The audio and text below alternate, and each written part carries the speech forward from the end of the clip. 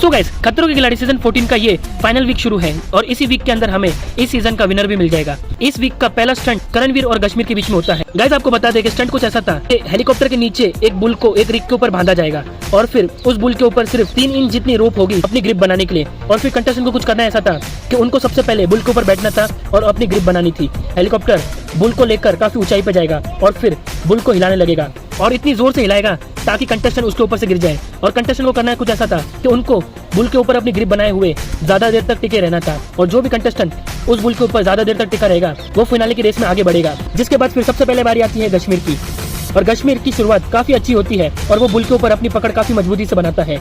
जिसके बाद फिर हेलीकॉप्टर बुल के ऊपर इतने जोर से झोंके मारता है कि एक वक्त आता है कि कश्मीर की भी ग्रिप छूट जाती है और फिर उसका बैलेंस बिगड़ता है और वो पानी में गिर जाता है। जिसके बाद फिर बारी आती है करणवीर की।